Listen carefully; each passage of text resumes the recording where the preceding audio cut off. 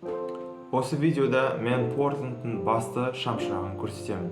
Бір адам үшін осы сапар шамамен $50 шығатын еді, бірақ мен шамшыраққа өзімнің Юрай атты досымен бардым. Сондықтан біз кейбір шығындарды бір-бірімізбен бөлдік. Юрай, ахой! Біріншіден біз мотелімізден Сако вокзалына Uber таксисін алдық. Uber $13.84 тұрған. I'm just telling you, it's quite a ways out. Approaching a railroad crossing. Or if you get off the Amtrak, just walk all the way down the water, and then you walk across the bridge.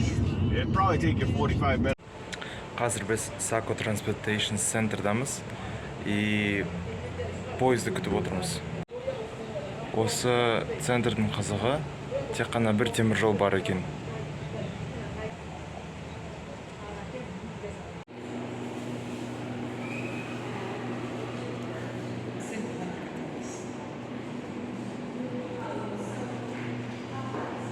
Амтрак.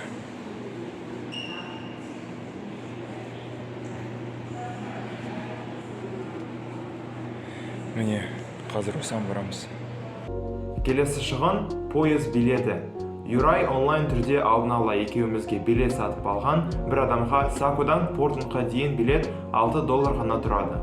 Жол жарты сағат алған. Міне біз поездға отырдық, и ағай келді, бізден билет сұрады. Нан берді.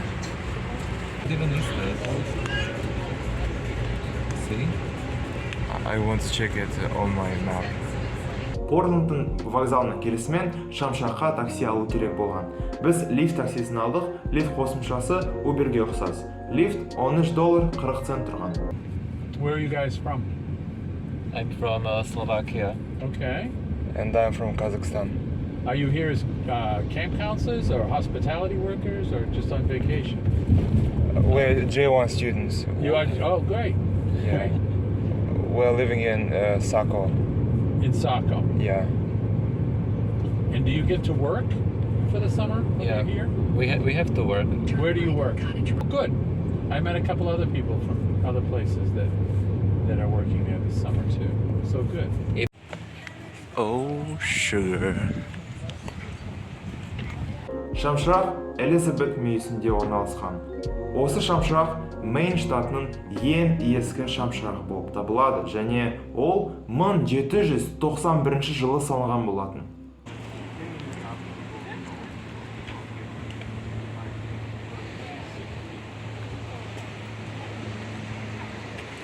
Бұл сан диірмен емес. Не, мен лайтхаусты тие алам.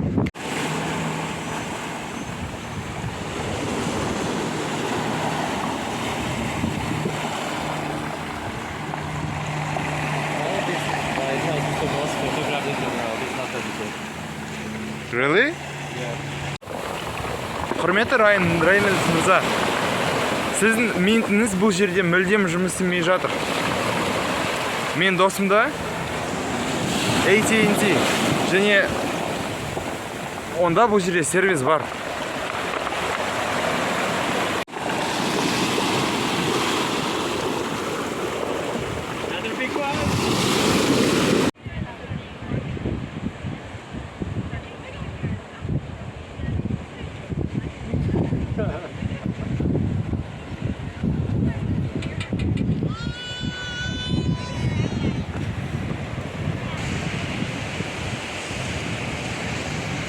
Шамшырақты көріп болғаннан кейін, біз Портлендқа дейін $13.97 тұратын Uber алдық. Мен осы жазда бірнеше рет такси алғанмын, және таксистердің көбісі әңгімеге ашық.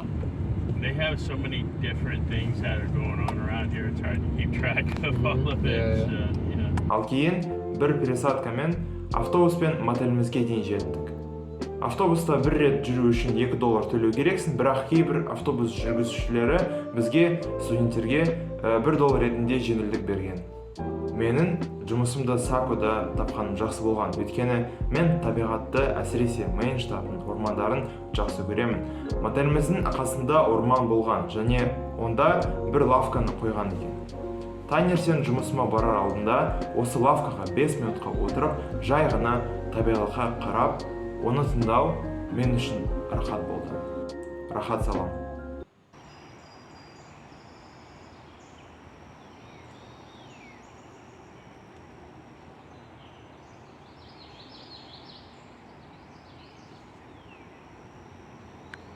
Мен майынды жақсы көремін.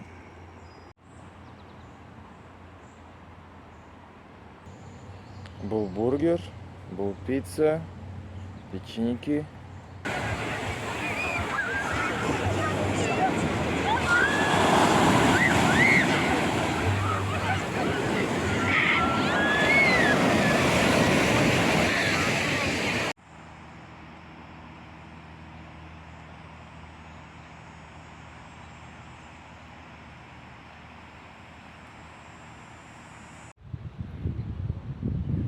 Американ футбол алаңы.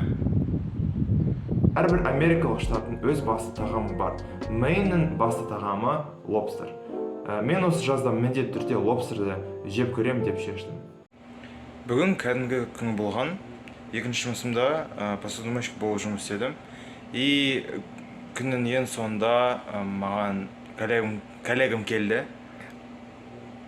И маған лобстерді ұсынды. Вайя! Мен лобстерді қайнап, ютубта оны дұрыс жеудің тәсілін қарап жедім. Ол дәмді болған, бірақ соншама кіші ет үшін соншама көп жұмыс жасау маған ұнамайды. Мен кейбір бөліктерін сындырдым. Енді етті жейік.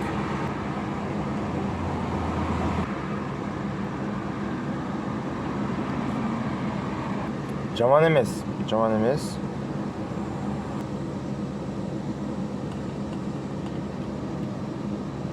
Менің лобстерді жегенім жақсы болды, бірақ болашақта бай болсам, оны әр күні жемер едім. Келесі видеода мен боссымды көрсетемін.